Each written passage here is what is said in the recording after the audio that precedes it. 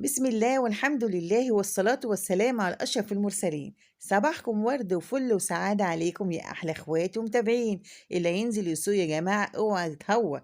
بجد السوق بقى فيه لعنة، في لعنة مش طبيعية، في لعنة في الأسعار. كيلو الفراخ البيضة يبقى ب100 جنيه.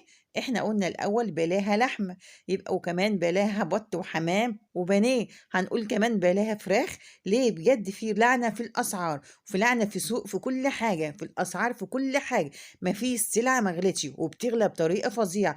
يا رب استر كل بيت مسلم ومسيحي يا رب، ويزيح عننا الهم والغلاء، اللهم آمين يا رب. اكتبوا اللهم آمين يا رب. بجد في حاجة مش طبيعية في الأسعار. بجد حرام إن توصل كيلو الفراخ البيضة اللي البصلة يعني هي بتستوي قبل البصلة، يوصل ليها الكيلو ب100 جنيه. ليه يعني؟ مش عارفة عشان إيه. فرخة زي اللي انت شايفاها الكتكوت اللي في إيدي دي، اللي كان الأول لكل مواطن فرخة، دلوقتي هنخلي لكل مواطن حتة. بجد الفرخة اللي انتوا شايفينها في ايدي دي جايباها ب190 جنيه، ده غير الخضار اللي جنب منها والاكل التاني وبقية اليوم اللي احنا بنقضيه. لا بجد الاسعار مش عارفة رايحة بينا على فين. بجد حرام، في حاجة مش طبيعية زي ما بقول لكم في الاسعار. جبنا الفرخة كده وهبدأ اقطعها. انا بوريكي الورك اهو، دي ورك دي يعتبر جناح، بجد صغير قوي. ده حتى الحاجة لما غلت قلت براكتها وما عادش فيها اي بركة. كنا الاول بنجيب الفرخة 2 كيلو ما شاء الله بتكفي وبتقعد باليومين، وبنقطعها بالثمان حتت. لكن دلوقتي ما عادش في حاجه فيها اي بركه من غلو الاسعار اللي بقى فيها. الناس بتشتري الحاجه بجد حاسه ان هي متقدره وهي متضايقه وهي على اخرها من غلو الحاجه، وتحس كمان ان الحاجه ما هيش مستاهله الغلو بتاعها دوه. بجد مش عارفه في ايه. يا رب يرخص قوت المسلمين يا رب، ويسر كل بيوتنا يا رب، اللهم امين. اتمنى منك تشجعيني باللايك والاشتراك وتعليق كده حلو منك، وتاخدي ليا جوله في قناه المتواضعه البسيطه، وان شاء الله تستفيدي معي. انا خدت الفرخه البيضه بتاعتي دي اللي احنا هنعمل لها حفله بعد كده.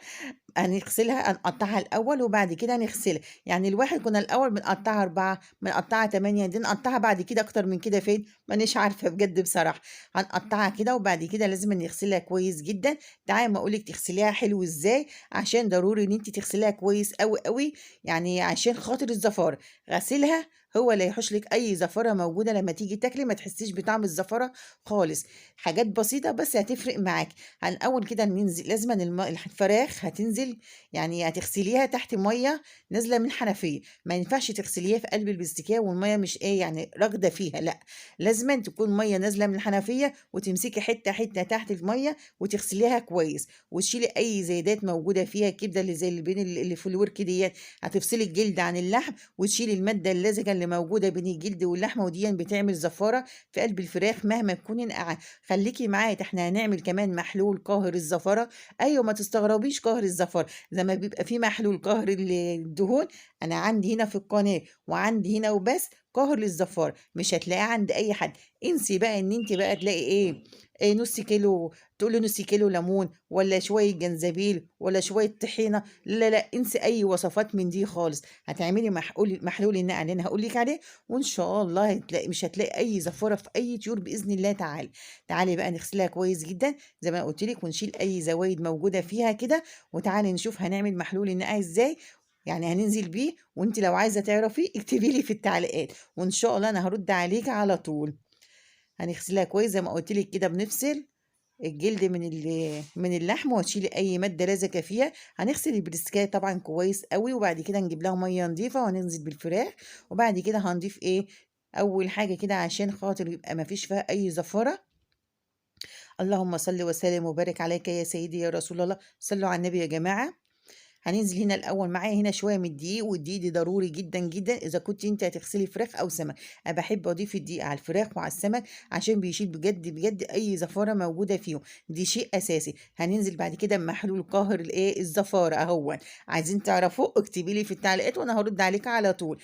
انسي بقى، انت هتلاقي الحاجه كده بتتزفلت من نظافتها ومن ريحتها، كفايه بس ريحته.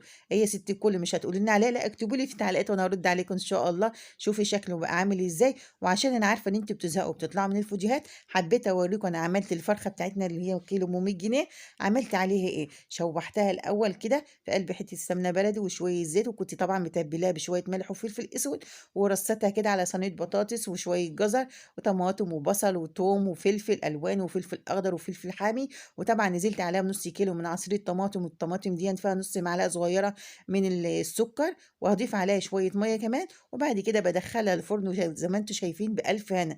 طعمها وريحتها حلوة جدا جدا. عايزين طريقة الصينية دي اكتبوا لي في التعليقات وإن شاء الله أعملها لكم. والسلام عليكم ورحمة الله وبركاته.